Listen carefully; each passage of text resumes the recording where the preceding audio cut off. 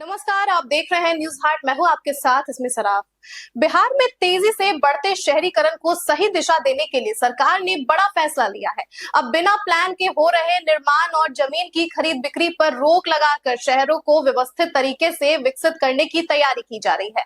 नगर विकास एवं आवास विभाग ने बिहार के 11 जिलों के खास और कोर इलाकों में जमीन की खरीद बिक्री, ट्रांसफर और निर्माण कार्य पर तत्काल प्रभाव से रोक लगा दी है। इसमें आपको बता दें कि पटना, मुजफ्फरपुर और गया जैसे बड़े शहर भी शामिल हैं। सरकार का मकसद इन इलाकों में आधुनिक सैटेलाइट टाउनशिप तैयार करना है ताकि शहरों का विकास प्लानिंग के साथ हो और आगे किसी तरह की अव्यवस्था न हो, क्योंकि अक्सर देखा गया है कि बिना प्लान के हो रहे निर्माण से ट्रैफिक, ड्रेनेज और बुनियादी सुविधाओं पर दबाव बढ़ता है। इसी को ध्यान में रखते हुए यह फ्रीज लगाया गया है।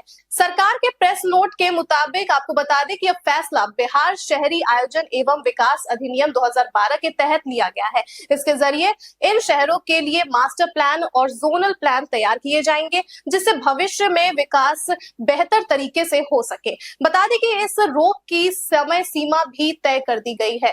पटना, सोनपुर, गयाजी, दरभंगा, सहरसा, पूर्णिया और मुंगेर में यह पाबंदी 31 मार्च 2027 तक लागू रहेगी। वहीं मुजफ्फरपुर, छपरा, भागलपुर और सीतामढ़ी में यह रोक 30 जून 2027 तक जारी रहेगा। सरकार का कहना है कि इन सैटेलाइट टाउनशिप के बनने से नए आर्थिक हब तैयार होंगे, रोजगार के मौके बढ़ेंगे और बड़े शहरों पर जनसंख्या का दबाव भी कम होगा। साथ ही लोगों को बेहतर शहरी सुविधाएं मिल सकेंगी। इसी के साथ आपको एक और जानकारी दे देते हैं। बिहार में पटना आरा सासाराम एनएच यानी कि नेशनल हाईवे का निर्माण 15 मई से शुरू होगा। इसके तहत पहले फेज में सुअरा से गढ़हनी तक काम होगा। अक्टूबर तक परियोजना के दूसरे फेज में गढ़हनी से सदीसोपुर का काम शुरू होगा। इसके साथ ही मोकामा मुंगेर ग्रीनफील्ड 4 लेन सड़क निर्माण और पटना रिंग रोड का भी कार्य आवंटन हो गया है।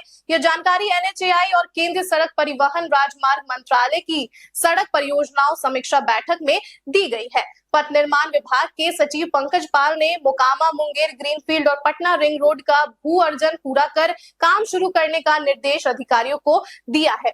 सचिव पंकज कुमार पाल ने बैठक में राज्य में करीब 8,134 करोड़ रुपए लागत वाली करीब 218 किलोमीटर लंबाई की एनएच की 6 परियोजनाओं की प्रगति की समीक्षा की। इन परियोजनाओं का भू अर्जन और वैधानिक स्वीकृति के कारण काम शुरू नहीं हो सका है। साथ ही 360 किलोमीटर लंबाई की 11,222 करोड़ की लागत से 12 परियोजनाओं की भू समीक्षा की गई है। साथ ही 360 किलोमीटर लंबाई की 11,222 करोड़ की लागत से 12 परियोजनाओं की भी समीक्षा की गई, जिनकी स्वीकृति के बाद कार्य आवंटित नहीं हो पाया है।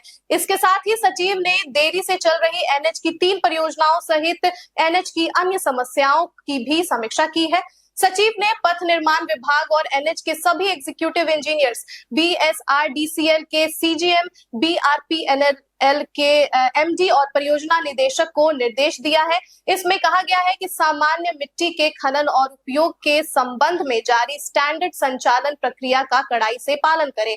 तो आपको बता दें कि विभाग की कई महत्वपूर्ण परियोजनाओं में निर्माण कार्य को तेजी मिलने की संभावना है। पटना में करीब 6 किलोमीटर लंबाई तक समग्र उद्यान, दीघा से सभ्यता द्वार और भद्र घाट से दीदारगंज तक के कार्यों में डीसिल्टेड सामग्री का उपयोग किया जाएगा। तो फिलहाल के लिए बस इतना ही। आप देखते रहिए न्यूज हाट। धन्यवाद।